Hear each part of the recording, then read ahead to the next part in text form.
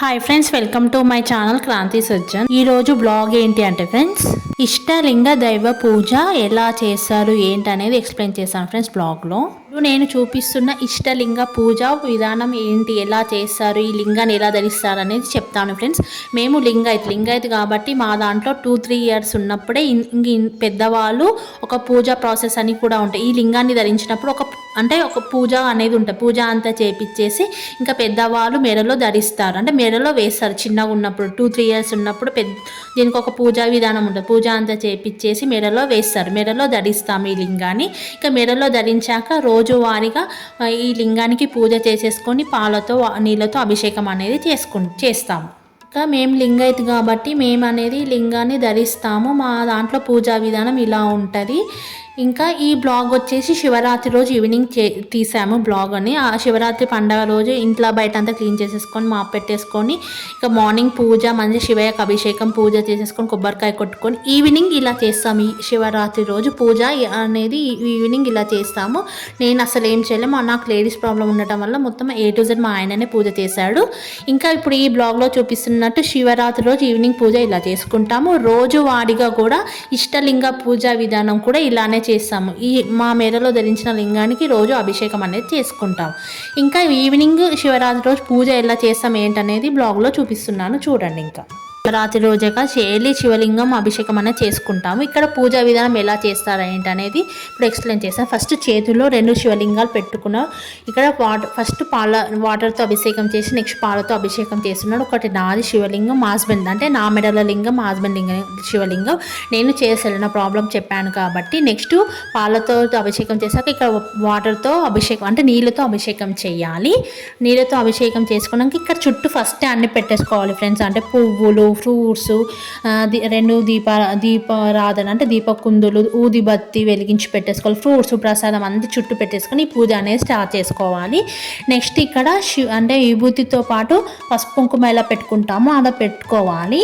ఇక్కడ ప్యాలాలు నెక్స్ట్ అంటే ప్రసాదం లెక్క కొన్ని ప్యాలాలు పెట్టుకోవాలి. ఆ తర్వాత విల్బదరి పత్రి పెట్టేసుకోవాలి. ఇక్కడ అన్ని చుట్టూ కొన్ని ఫ్రూట్స్ పెట్టేసుకోవాలి ఫ్రెండ్స్. ఏ ఫ్రూట్ ఉంటే ఆ ఫ్రూట్, మళ్ళీ నెక్స్ట్ ఫ్రూట్ కూడా అంటే పండు పెట్టుకోవాలి. ఆ పండు నైవేద్యం అంటే ఇప్పుడు బ్లాక్ అంగుర్ పెట్టాము, అది ఫ్రూట్ నైవేద్యం లెక్క ఇక్కడ పువ్వు పెట్టాలి. నెక్స్ట్ పసుపు కుంకుమ కూడా వేసుకోవాలి, అక్షంతలు కూడా వేసేసుకోవాలి. శివయ్యకు నెక్స్ట్ కుడకతో కూడా హారతి ఇస్తాము. ఒక కొత్త కుడక తీసేసుకొని దాంట్లో నుంచి చిన్న కుడక కట్ చేసుకొని ఇక్కడ దీపారాధన దగ్గర కుడక వెలిగించేసుకొని కుడకతో ఇలా శివయ్యకు హారతి ఇవ్వాలి. హారతి ఇచ్చినప్పుడు ఓం నమః శివాయ అని మనసులో అనుకొని హారతి అనేది కుడకతో ఇస్తాము. నెక్స్ట్ కుడకతో హారతి ఇచ్చాక నెక్స్ట్ ఉత్తర కడ్డీతో హారతి ఇస్తాము ఫ్రెండ్స్. అంటే ఉత్తర కడ్డీ అంటే ఉత్తరాయణ చెట్టుకు కొన్ని పుల్లలు ఉంటాయి. ఆ పుల్లలు కోసుకొచ్చి ఆ పుల్లకు కొన్ని ముండ్లు ఉంటాయి, ముండ్లు తీసేసి దూది చుడతాము. దూది చుట్టి ఆవు నేతిలో కానీ లేదంటే ఆయిల్లో కానీ పూజ చేసే 1 hour ముందు నానపెడతాము. నానపెట్టాక ఇక్కడ శివయ్యకు అభిషేకం చేశాక లాస్ట్కు ఉత్తరాయణ చెట్టుకున్న పుల్లతో అభిషేకం చేస్తారు. హోమంలో కూడా యూజ్ చేస్తారంట ఫ్రెండ్స్. మేమైతే ఇక్కడ శివరాత్రి నాడు శివయ్యకు అభిషేకం చేశాక ఉత్తరాయణ చెట్టుకున్న పుల్లతో ఇలా 15 పుల్లలు తీసుకొచ్చి 5 times అభిషేకం చేస్తాం. 5 times అభిషేకం చేసినప్పుడల్లా ఈ పుల్లలను యూజ్ చేస్తాము. ఉత్తరాయణ కడ్డీతో అభిషేకం చేస్తే చాలా మంచిది. పుల్లను కోసుకొచ్చి శివయ్యకి ఇలా హారతి ఇస్తారని నాకు అసలు అంతకుముందు తెలియదు. అంటే నేను మ్యారేజ్ అయ్యాకనే తెలుసుకున్నాను. మ్యారేజ్ అయ్యాక మా అత్తమ్మ నాకు చెప్పింది. దాంట్లో ఇంకా మా హస్బెండ్ వాళ్ళు కర్ణాటక, మాది తెలంగాణ కాబట్టి కొన్ని నాకు తెలియదు. ఈ ఉత్తరాయణ చెట్టుకున్న పుల్లను కోసుకొచ్చి ఇలా శివయ్యకు హారతి ఇస్తే చాలా మంచిది ఫ్రెండ్స్. చాలా విశేషము. శివయ్యకు కూడా చాలా ఇష్టం అంట, మా అత్తమ్మ చెప్పింది. కర్ణాటకలో చాలామంది లింగాయత్ ఉంటారు. మా హస్బెండ్ వాళ్ళది కూడా కర్ణాటకనే కాబట్టి లింగాయత్ మొత్తం లింగాలను ధరిస్తాం కాబట్టి మహాశివరాత్రి నాడు శివయ్యకు అభిషేకం పూజా విధానం ఇలానే చేసుకుంటాం ఫ్రెండ్స్. టైమ్స్ అభిషేకం చేసుకుంటాం ఫ్రెండ్స్. అభిషేకం అయ్యాక లాస్ట్ ఉత్తర కడ్డీతో కూడా కంపల్సరీ హారతి ఇచ్చుకుంటాం. అలా 15 ఉత్తర కడ్డీలు తీసుకొస్తాం. తెలుగులో ఉత్తరాయణ చెట్టుకున్న పుల్లను కోసుకొచ్చి దానికి కొంచెం ముళ్ళుండ తీసేసి ఆయిల్లో నానబెట్టి మన శివయ్యకి ఉత్తర కడ్డీతో హారతిస్తే చాలా మంచిది. మీరు కూడా నార్మల్ డేస్లో మండే రోజు ట్రై చేయండి. ఇది శివయ్యకు చాలా మెడలో ధరించిన లింగానికే ఇలా మేము శివరాత్రి రోజు మా శివయ్యకు అభిషేకము పూజా విధానం ఇలా చేసుకుంటాం ఫ్రెండ్స్. మా దాంట్లో ఇలా చేసుకుంటాము. ఈ లింగాన్ని ఎవరెవరు ధరిస్తారు మెడల అంటే లింగాయత్ జంగమ వాళ్ళు ధరిస్తారు. మేమైతే లింగాయత్ ఫ్రెండ్స్, లింగాయత్ కాబట్టి మా దాంట్లో 2-3 ఇయర్స్ ఉన్నప్పుడే ఇంకా దీనికి కూడా లింగాన్ని ధరించినప్పుడు పెద్ద పూజ ప్రాసెస్ ఉంటుంది. అంటే పూజా విధానం అంతా చేపించి లింగాన్ని ధరిస్తాము. లింగాన్ని ధరించినాక రోజువారీగా ఇంకా మెడలో లింగాన్ని వేసుకుంటాం. కంపల్సరీ డైలీ లింగ పూజ అనేది చెయ్యాలి. రోజువారీగా పూజ ఎలా చేస్తామంటే ఇలానే చేస్తాము.